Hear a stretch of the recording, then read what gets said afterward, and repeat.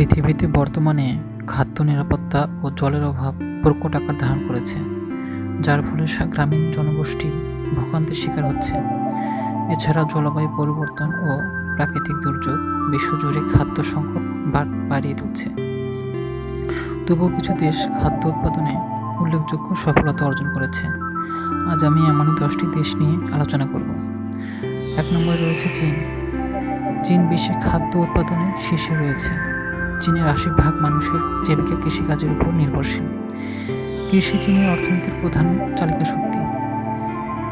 চীন বছরে $1.13 ট্রিলিয়ন এর কৃষিপণ্য উৎপাদন করে।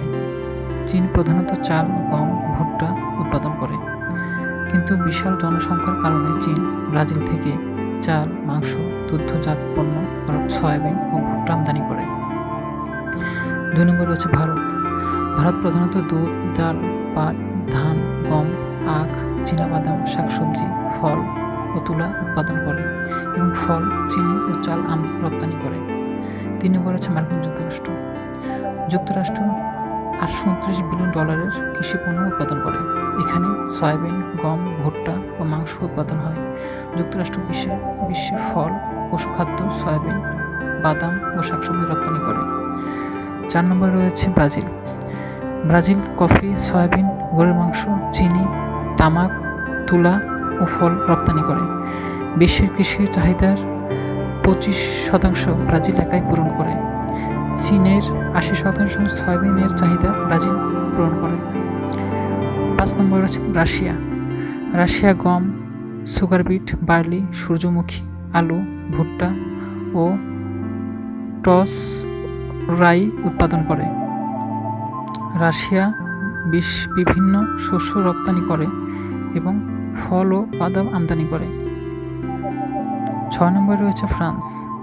গম ও রাইন, বার্লি, আপেল ও প্রিকট ও আর্টিকক উৎপাদন করে এবং সামুদ্রিক খাবার, তুলা, তামাক, ভোজ্য তেল আমদানি করে।